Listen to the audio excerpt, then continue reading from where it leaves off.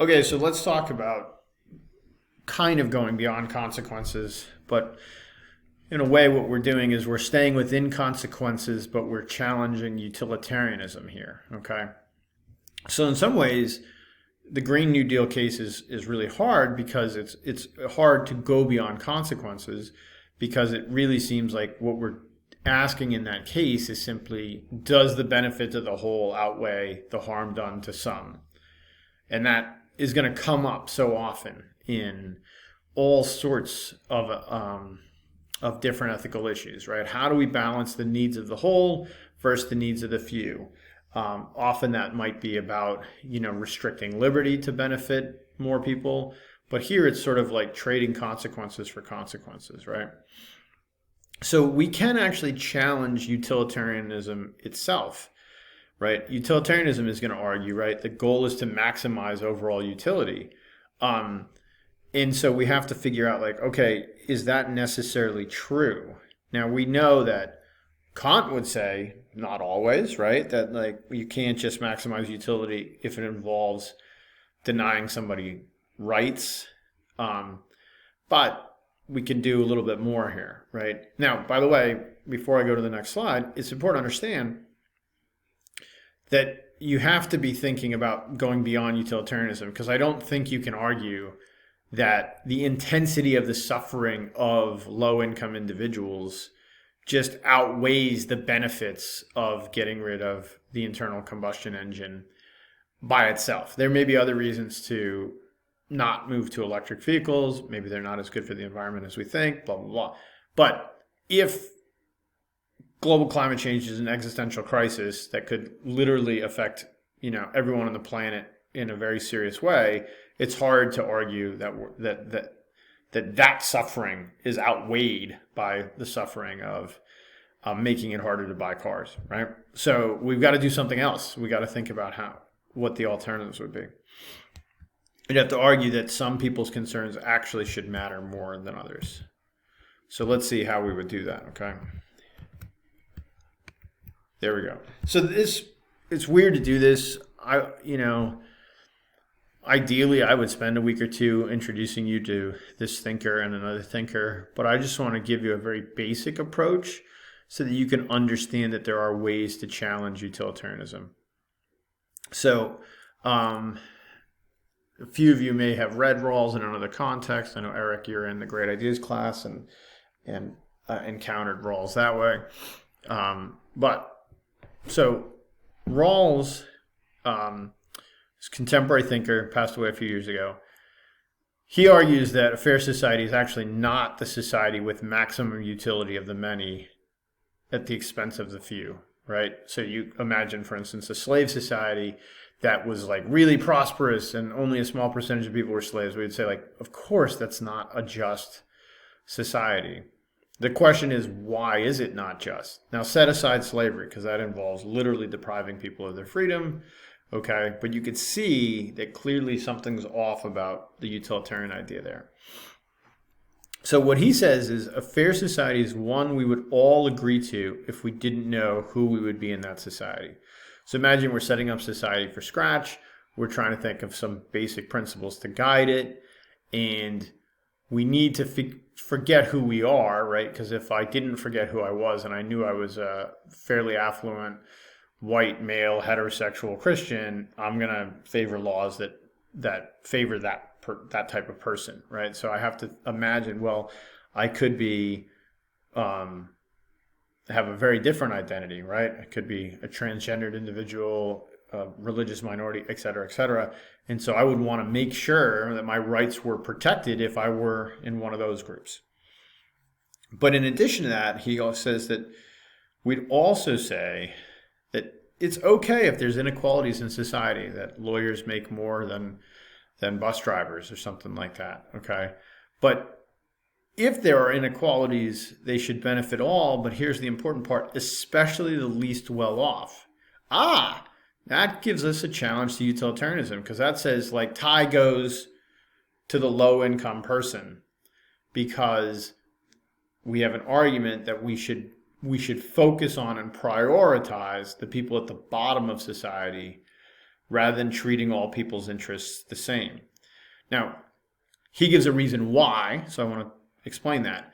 His reason is that if you didn't know who you were going to be in society, we'd all want to avoid the most bad scenario more than you'd want to maximize the best scenario, right? So you could be born low income or high income. You don't know which. And so you could, if you were high income, you could make 100,000 or 200,000. Okay. But if you're low income, you could make 20,000 or 40,000. Well, the difference between 20 and 40, even though it's numerically smaller than the difference between 100,000 and 200,000, is so much more impactful on your quality of life, since it might mean the difference between basic needs being met or not. Whereas 100,000 and 200,000, right, there's all this research that says, like, actually our happiness stops tracking with income when we get to about $75,000, right? It doesn't really add a lot to our well-being to be that much richer. So there's an argument that a fair society is one that prioritizes the needs of the people at the bottom, because we would all want a society that does that if we set aside our own interests and we just sort of did it as if we had no idea who we were. We would all agree that, like, yeah, that seems fair. That seems like a fair society. I would want a world that did that. So that's a Rawlsian challenge to utilitarianism. Here's another challenge to utilitarianism: care ethics. So care ethics is, and if I can figure out a way to rearrange the schedule, I am going to open up a week to talk about care ethics, because I think it's just that important, that it got squeezed out of the semester to make room for some of the ecocentrism and biocentrism and things like that. And I don't want it to be squeezed out, because it's a really important perspective. But here's a brief preview of it, okay? Care ethics is really critical of dominant moral theories like Kantianism and utilitarianism. And mainly, one of the things it's really critical of is the way that utilitarianism and Kantianism tend to treat all people the same, right? So think about utilitarianism. All that matters is suffering. It's just an aggregate amount of suffering. We treat everyone as equal, etc. So there's no morally relevant difference between my children and a stranger, right? Kant, how do I figure out if it's right? I figure out if it could be a universal law that applies to everybody, right? So it tends to sort of be very abstract. And care ethics focuses much more on, like, the individual right in front of us, caring for human beings. And so it's first of all anti-abstraction, right? Another thing it criticizes is the idea that, we get our obligations through a kind of agreement or contract, right? So I agree to sell you a piano for $300. You agree to pay me $300 for the piano. So now we have duties and rights because of that, right? I've got a right to the 300. You've got a right to the piano. I've got a duty to give you the piano. You've got a duty to give me the money, right? It's like a contract. We agree, right? A lot of life works fine that way, right?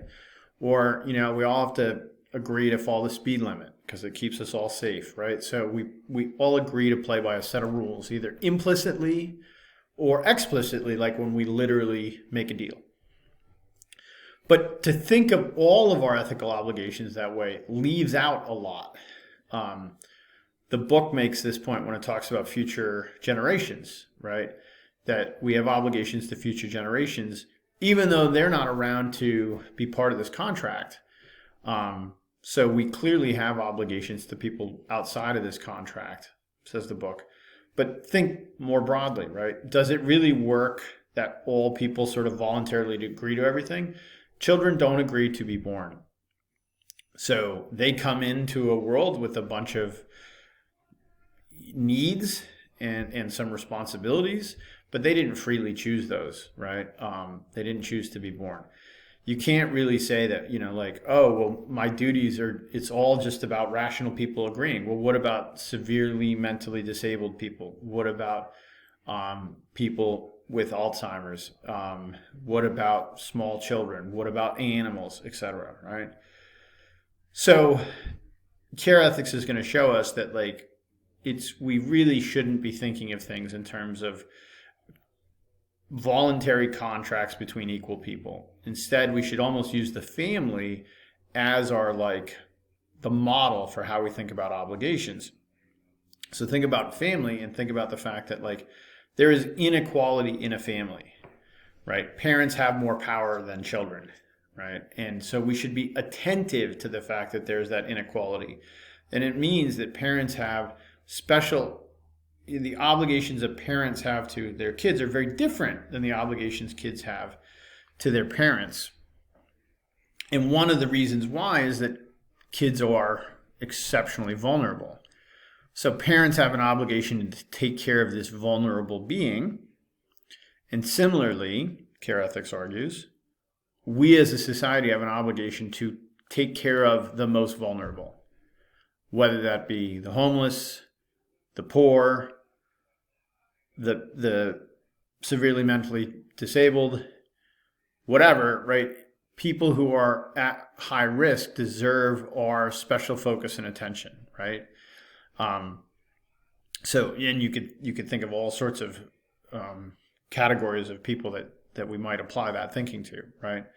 So this is another way of breaking the tie. So if you think about the Green New Deal case, we might say, well, yeah, like you can't, it's unfair to put this burden on the poor. But one reason it's unfair is that we have a responsibility as a society to prioritize those who are most vulnerable and find other ways to make decisions to benefit the larger whole. Just as an aside here, this last bullet point, care ethics also rejects utilitarianism in another way.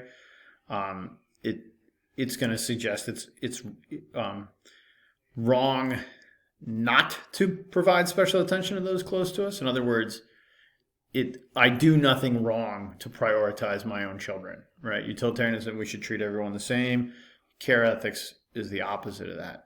So it's an interesting approach, but my point here is to show you that there are ways to challenge this idea of utilitarianism, that the goal should just be to maximize benefit. These are in addition to the ways we've already talked about, right? Kant is going to certainly say there are limits to, what you can do in the name of utilitarian benefit, because you can't violate rights, can't violate autonomy. Virtue ethics might point out, right? It can't all be about maximizing benefit, minimizing harm, because there's such a thing as, the role character might play. So remember, virtue ethics is a lot about virtues, character, right? So imagine a scenario where someone wants a prescription and I'm a pharmacist and I have a moral objection to providing that prescription. So in Illinois, we have a law that allows me to refuse to fill it if someone else will fill it, which seems like an odd law because the same thing happens, right? You get your prescription. But the idea here is that it's allowing the outcome, but allowing me to have my conscience free of knowing it wasn't me who did it. And you could think of this coming up in a lot of ways, like, oh, it's against my conscience to work on the atom bomb, or I am a really good expert and I'm better than this hack that whatever, it doesn't have to be Trump administration, but imagine the Trump administration they want this hack. I'm better than the hack, but I think this administration is fundamentally immoral, so I can't in good conscience take on the role, let's say, right? So these are other ways to challenge utilitarianism. So just something to think about as you go through case study number 2 is just keep pushing yourself to see complexities. We'll spend some time in class actually looking at the theories for a change. See ya. I said looking at the theories for a change. I meant looking at the cases. Okay.